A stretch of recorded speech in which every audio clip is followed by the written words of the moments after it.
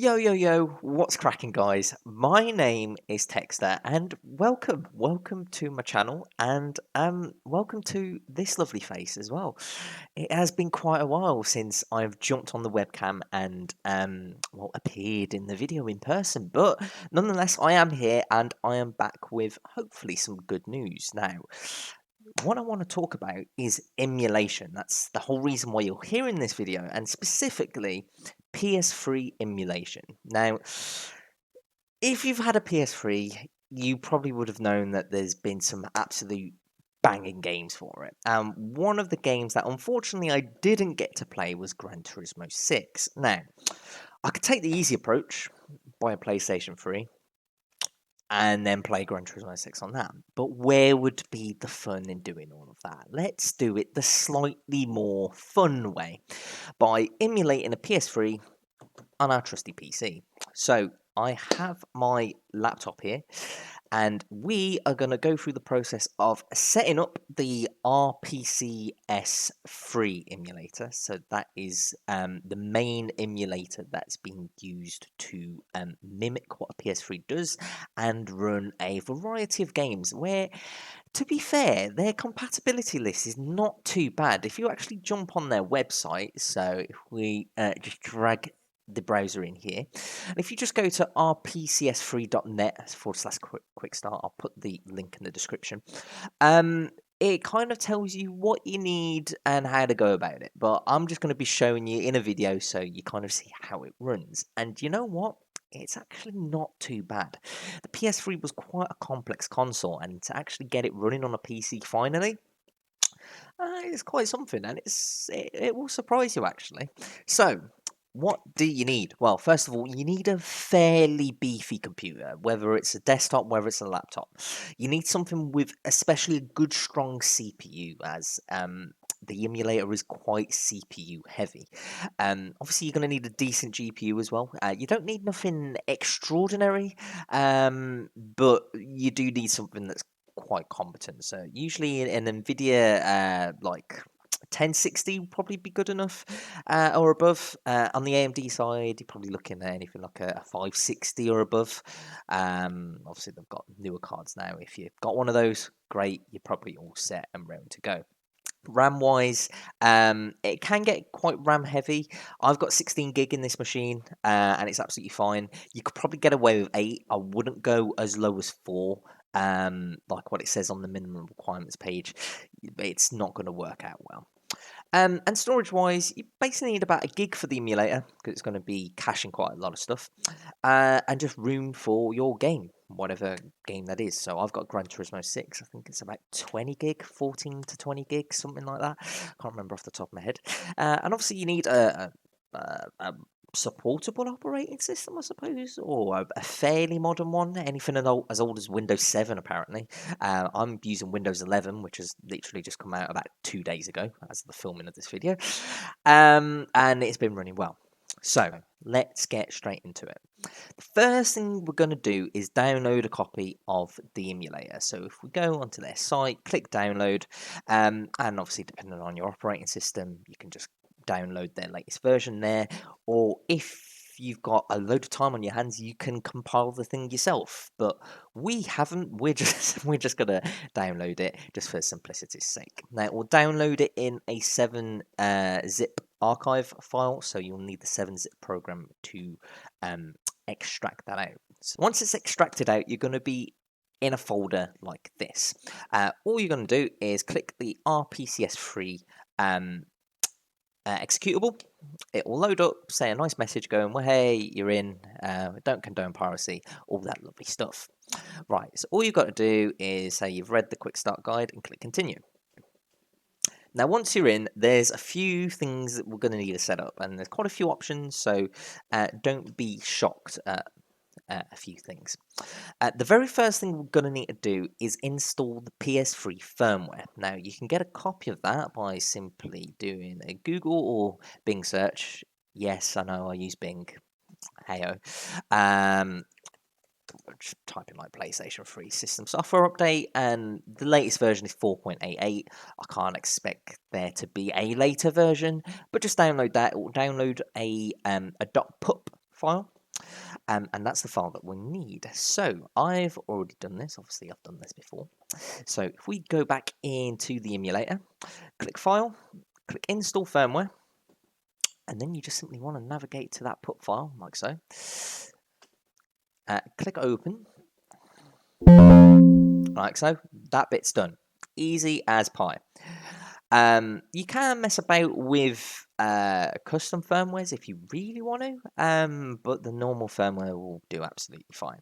Now, when you do install the firmware, it is going to do something called compiling PPU modules. Now, this is a step that, depending on your computer, can take anywhere from a minute to maybe 10 minutes.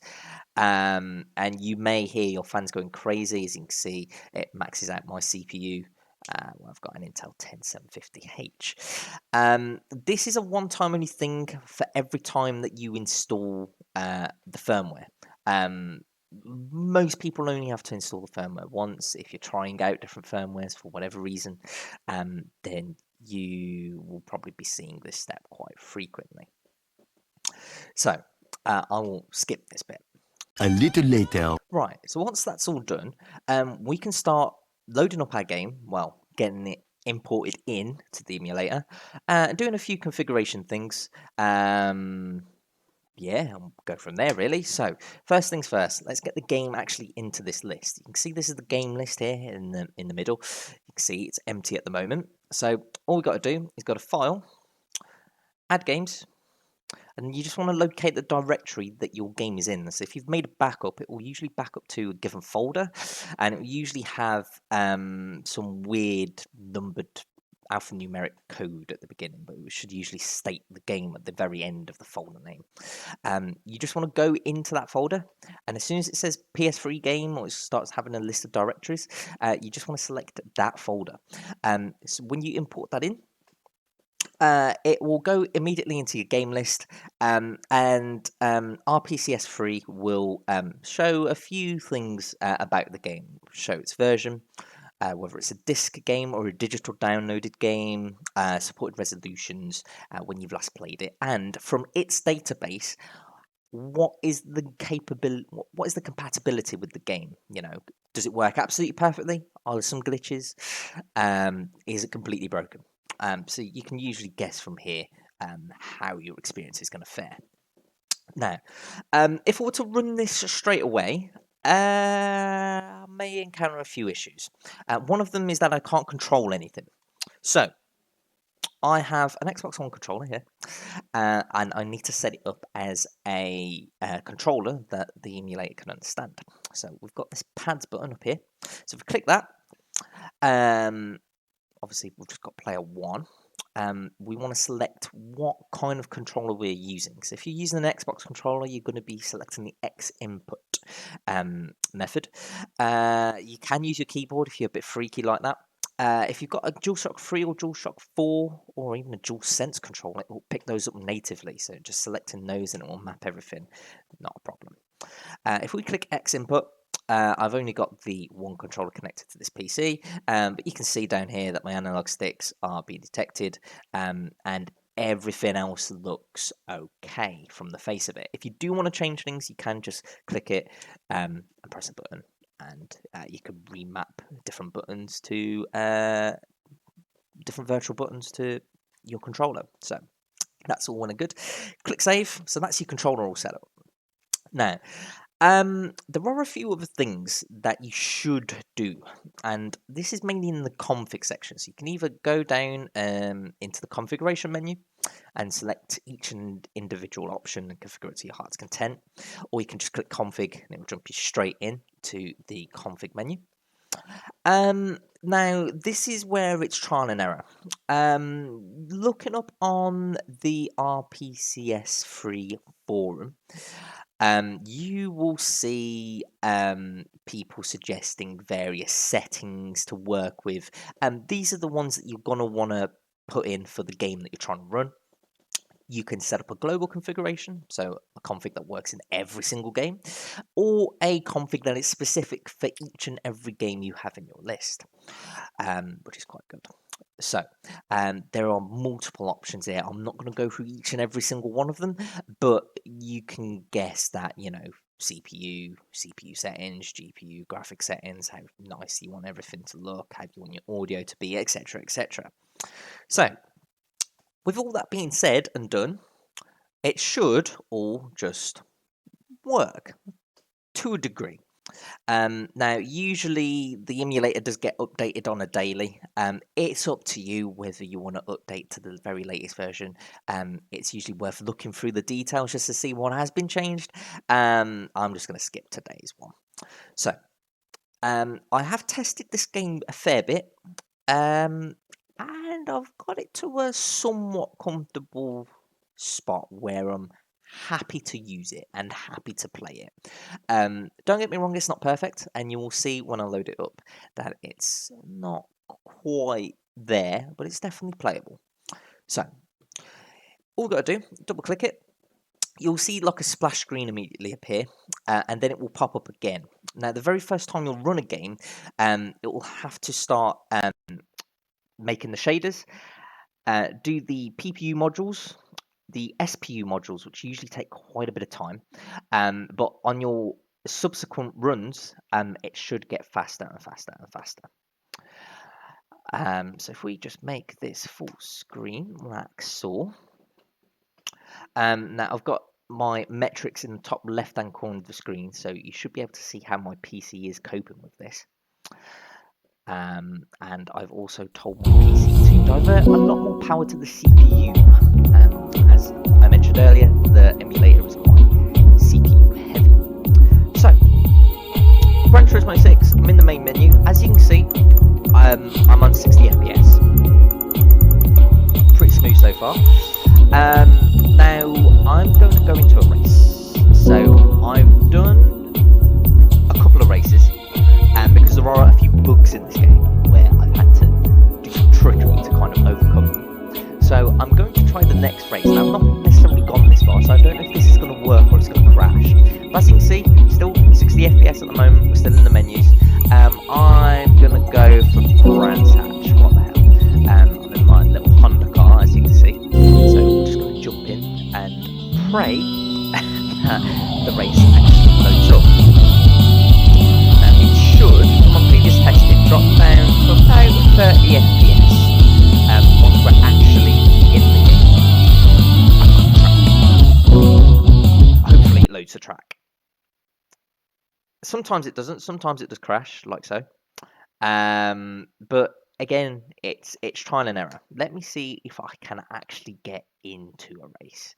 We should be able to at some point. Let's have a look. Make it full screen again. Let's see if we can get onto the track. I don't know. Let's try the track.